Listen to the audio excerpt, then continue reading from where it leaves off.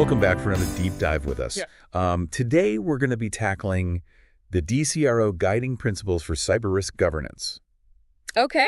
It's a mouthful, I know, but we'll break it down. Yeah. So these principles are really designed to help organizations build a really strong foundation for cyber risk governance. And the DCRO itself, it stands for Directors and Chief Risk Officers Group.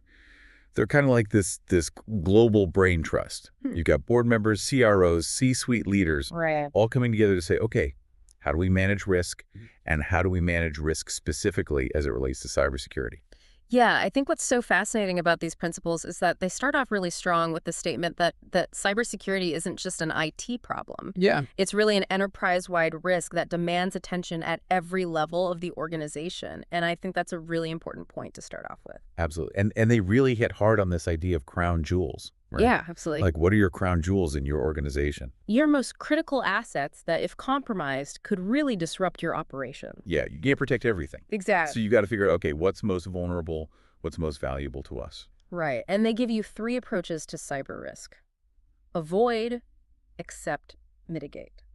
Okay, so break those down for me.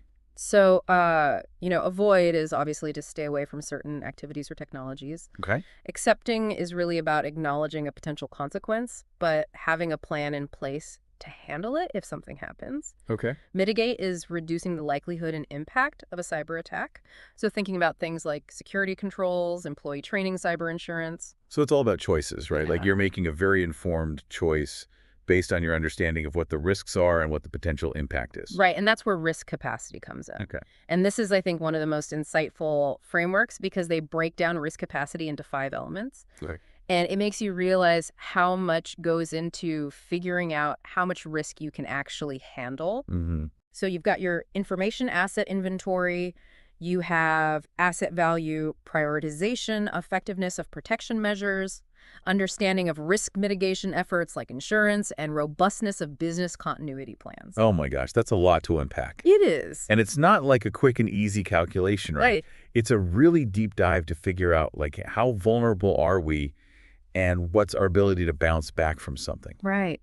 So principle number 2 talks about cybersecurity as a strategic and managerial issue. Right.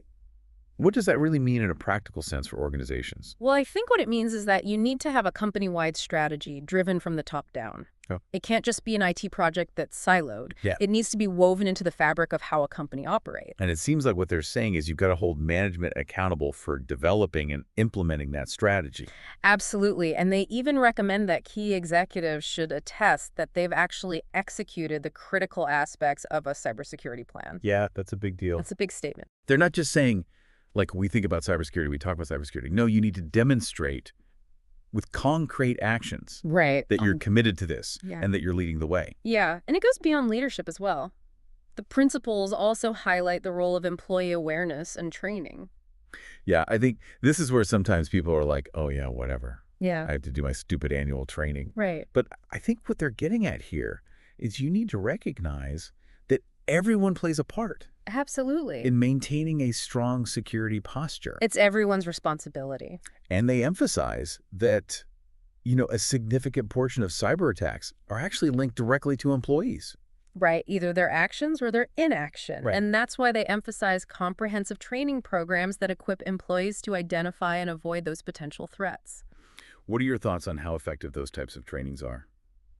Well, I think it goes beyond just ticking a box with an annual training. You really need to foster a culture of cybersecurity awareness. Yeah. Make it an ongoing conversation. Make it top of mind. Right. Empower employees to be proactive in protecting themselves and the organization. Absolutely. And speaking of being proactive, they also talk about third-party testing.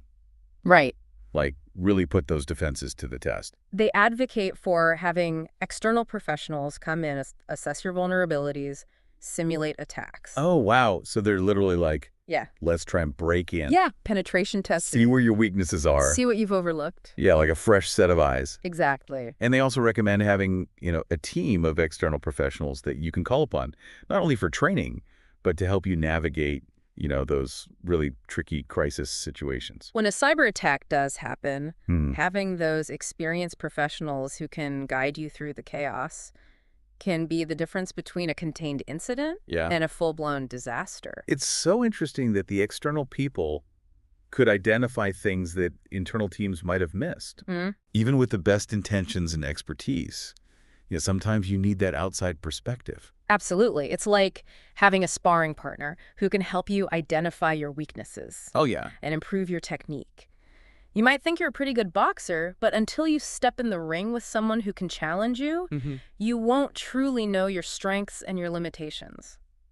That's a great analogy. Thanks. Okay, so we've talked about the importance of leadership employee training, external expertise. Right.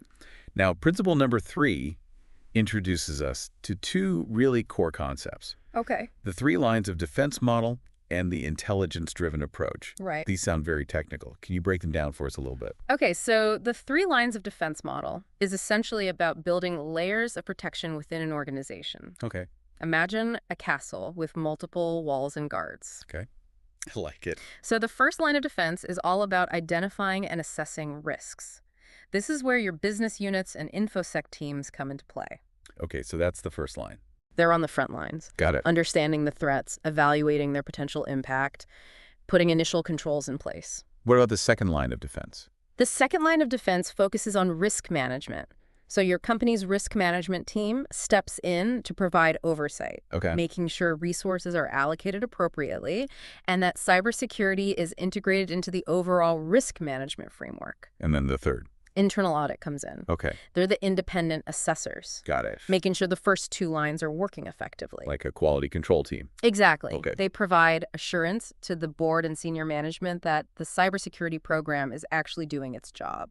Yeah. Checks and balances. Checks and balances, exactly. So it really is a team effort. It is. When you think about effective cybersecurity, you've got your frontline defenders, you've got your strategic overseers, you've got your independent assessors, and then you've got the board kind of providing guidance and oversight. And the DCRO really emphasizes that all 3 of these lines of defense need to be overseen by an engaged and active board of directors. They're ultimately responsible for the organization's cybersecurity posture. Right. So they can't just be hands-off. Exactly. Okay, so now the second concept that was introduced in Principle 3 was this intelligence-driven approach. Right. And this one really seems relevant in today's rapidly changing threat landscape. It really is. So we're not just trying to prevent attacks. Now we're assuming that compromise might already exist. Right. We're being vigilant. We're looking for signs of activity. It's about being proactive and staying ahead of the curve. So how do you do that? Well, it starts with accurate threat modeling. Okay. You need to understand the potential threats you face, who might be targeting you, how they might try to attack. Then there's asset valuation, which we've talked about. You need to know what's most valuable and protect it accordingly. And then finally, scenario planning. Okay. This is where you play out different attack scenarios. Okay, so this is like... What if? Yeah. What if this happens? What if that happens? Right, exactly. But we're doing it strategically. We're not just panicking. Right, and the DCRO also encourages organizations to explore new technologies that can enhance their cyber defenses. So things like access management tools, artificial intelligence, distributed data storage. So it sounds like they're saying you have to constantly be looking at, okay, what are the new technologies coming out that we can use to help build a more robust cybersecurity posture? It's about using the latest tools and techniques to stay one step ahead. It's an arms race. It is. Attackers are getting more sophisticated. Defenders have to get more sophisticated. Actually adapting. These guiding principles really provide a framework for navigating this crazy world. This complex and constantly changing world of cyber risk. Absolutely. And what's so interesting is that a lot of these concepts, they don't just apply to the corporate world. Right. This can apply to our own digital lives as well. They absolutely can. We're all interacting with technology. We're sharing data. We're relying on online services. Right. How do you approach your own cybersecurity? What are some of the things that stand out to you from these principles that you apply in your own digital life? Well, for me, I think the concept of risk assessment really resonates. I'm much more aware now of the data I'm sharing online, the potential consequences of a security breach. Yeah. I've become much more diligent about using strong passwords and being cautious about phishing scams. It's really about taking ownership of my own cybersecurity and making informed choices. Yeah, be mindful of your digital footprint. Exactly. I think that's such a great takeaway for everybody listening. Yeah. It's like these principles offer some really valuable insights that you can use in your personal life just as much as you can in your professional life. Absolutely. Okay, so we've covered a lot of ground here. We still got 2 more principles to explore. Right. Let's take a quick break, and we'll dive into those in the next part of our deep dive. Okay, so picking up where we left off, principle number 4 tackles third-party vendor risk. This is a big one, It is. especially today when companies rely so heavily on external vendors, Yeah. for so many things. Right. It's like having a fortress with really solid walls and a strong gate. Mm-hmm. But then you add all these little tunnels and back doors for vendors to come and go. Yeah, you've got all these different entry points. Exactly. And that's where the risk comes in. And we've seen real-world examples of this, right? Oh, absolutely. Think about the SolarWinds attack. Yeah. A few years back, hackers were able to get in through a vulnerability in SolarWinds software, Right. which was used by so many companies and government agencies. It was. And it caused this massive data breach. Huge. So how do we manage this? How do we manage this web of third-party vendor risk? What does the DCRO say? Well, they lay out some really practical guidelines. First and foremost, they emphasize the need for a complete vendor inventory. We've got to know who we're doing business with. Exactly. You need to know who you're doing business with, what kind of access they have to your systems, what data they're handling. It's like taking inventory of your house keys. It is. You need to know who has a key to your house, what doors they can open, and what they have access to. Right. And once you have that inventory, you need to prioritize those exposures based on risk. Okay. Not all vendors are created equal. Right. Some are going to have access to way more sensitive data than others. Exactly. Some play a much more critical role in your operations. Focus on those high-risk vendors first. Okay, so understand the potential impact of a breach. Right. Focus your efforts where they're going to make the biggest difference. And they also recommend using clear assessment tools for new relationships. Before you even sign a contract with a vendor, you need to make sure that they meet your cybersecurity standards. Do your due diligence. Due diligence, absolutely. Don't just hand over the keys to your digital kingdom Right. without making sure that they've got the right security protocols in place. Exactly. And then ongoing monitoring is crucial. Okay. You need to make sure that they're sticking to the terms of your contract, that their security practices are still up to par. And the DCRO recommends things like Service Organization Control Reports or SOC reports. What is an SOC report? So SOC reports are independent audits Okay. that assess a vendor's security controls. Okay. So think of it like a safety inspection for your vendor's cybersecurity practices. Got it. They give you valuable insights into their security posture. Okay, so it's an extra layer of assurance that you're not partnering with a vendor Right. who's going to put your data at risk. The DCRO also recommends joint disaster recovery testing with your key service providers. Yep. So this is about simulating a cyber attack Oh, wow. and making sure that everyone knows what to do and how to respond in a coordinated way. It's like a fire drill, but for cyber attack. Exactly. I like it. And the board needs to be kept in the loop on all of this. Yeah, it can't be hands-off. Right. The DCRO emphasizes the importance of providing summarized reports to the board on vendor risk management activities. Okay. The board needs to have a clear understanding of the risks and the steps being taken to address them. And to manage all of this, the DCRO recommends leveraging technology. Absolutely. There's some great vendor management solutions out there that can automate a lot of these tasks. It can be a really complex process. It can be. So leveraging technology can make it so much easier to keep track of everything. Work smarter, not harder. Exactly. Okay, now this is where it gets really interesting. The DCRO is even talking about fourth-party assessments. Fourth-party assessments, right. What is that? Well, it's recognizing that your vendors often outsource some of their own operations to other companies. Okay. Their own vendors, essentially. So fourth-party assessments are about understanding those relationships. Wow. And how they impact your risk profile. So you're not just looking at your vendors, you're looking at their vendors too. We're peeling back another layer of the onion. Yeah, it just gets more and more complex. It highlights how interconnected that whole ecosystem is.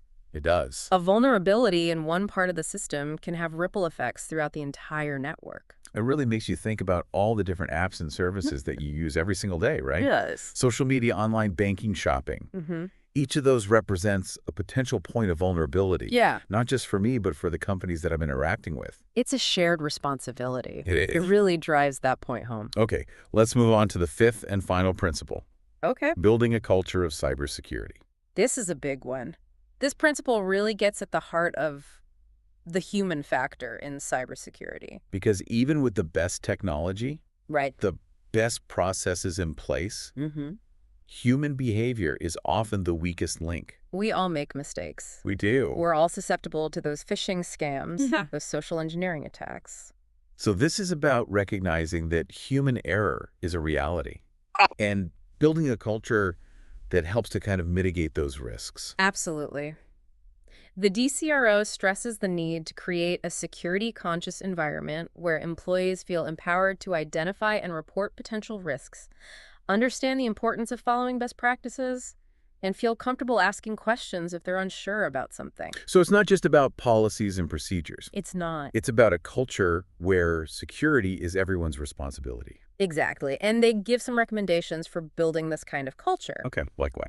First, you need clear and concise cybersecurity policies that are easy to understand and follow, and these policies need to be regularly reviewed and updated. Okay. The threat landscape's always changing. It is. So you need to make sure your policies are keeping up. It's like having house rules It is. for digital safety. Exactly. Everyone knows what's expected of them. And they emphasize the role of leadership Huge. in setting the tone. Right. Leaders need to demonstrate their commitment to cybersecurity through their actions. Actions speak louder than words. Exactly. Right. Making clear that this is a top priority. Right. And it's about integrating cybersecurity into all aspects of the business, Okay. not just relegating it to the IT department. So it should be woven into everything you do. Exactly. They emphasize that security should be a consideration in everything from new product development to vendor selection Oh, wow. to merger and acquisition due diligence. It really needs to be a part of the DNA of the organization. Absolutely. And of course, training is essential. Yeah. Employees need the knowledge and skills to identify and respond to potential threats. The DCRO recommends creating a continuous learning environment Okay. with engaging and relevant training programs. Not just one and done. Not just checking a box, Yeah. right? It needs to be ongoing. And they also talk about creating a safe environment They do. for employees to report risks and issues. Right. So if somebody accidentally clicks on a phishing link Exactly. or notices something suspicious, they feel comfortable coming forward. Right, without fear of retribution. So it's all about transparency and trust. Absolutely. I love that. It makes me think about that aviation safety example Okay. where, pilots and crew members, they're encouraged to report near misses and safety concerns Right. without fear of punishment. Exactly. And the idea is that you can learn from those close calls Right. so that you can prevent, more serious accidents from happening. Exactly. And the same applies to cybersecurity. It does. The more open and transparent you are about potential risks, the better equipped you'll be to address them. So the DCRO actually provides some real-world examples of companies They do. that have successfully built strong cybersecurity cultures. Yeah. And the results are impressive. They are. Yeah, they've seen significant reductions in security incidents and a noticeable improvement in employee awareness and engagement. It's amazing It is how much of a difference culture can make. huge. Okay, so we've talked about all 5 principles now. We have. Where do we even begin? It's a lot to take in, but I think the key is to start somewhere. Boy, Focus on making incremental improvements. don't try and do everything at once. Right, exactly. Pick 1 or 2 principles that resonate with you. Right. Start there. Start small. Yeah, maybe take inventory of your vendors, review your employee training program, have a conversation with your team about creating a more open and transparent culture. Exactly. It's those small steps Absolutely. that can lead to big improvements over time. Cybersecurity is a journey. It is. It's not a destination. Well, we've covered all 5 of the DCRO's guiding principles. We have. It's been a really fascinating deep dive. It has been. I've learned a lot. Me too. But before we wrap up, Okay. I want to leave our listeners with a final thought. Okay. We've talked a lot about the current state of cybersecurity, Right. but what about the future? That's a great question. As technology continues to evolve at this rapid pace, think about artificial intelligence, quantum computing, the Internet of Things. What new challenges and opportunities will emerge? Yeah, what's next? Right. What will the next generation of guiding principles need to address? It's definitely something to ponder as we move into this ever-changing digital world. Yeah, it feels like we're at the very beginning of this whole conversation about cybersecurity. Absolutely. And these guiding principles really do give us a great foundation to build on. Yeah, they do. So let's take a moment to recap what we've learned from these 5 principles. All right, so principle number 1 emphasized that cybersecurity is an enterprise-wide risk. It needs to be addressed at every level. Top-down approach. Top down, exactly. We talked about those crown jewels, the critical assets that are most vulnerable, and understanding your risk capacity. All right, how much can we handle? Exactly. Then we moved on to principle number 2, Right. which highlighted that strategic and managerial side of cybersecurity. Strong leadership, clear accountability, comprehensive employee training. Yeah, everybody needs to be on board. Absolutely.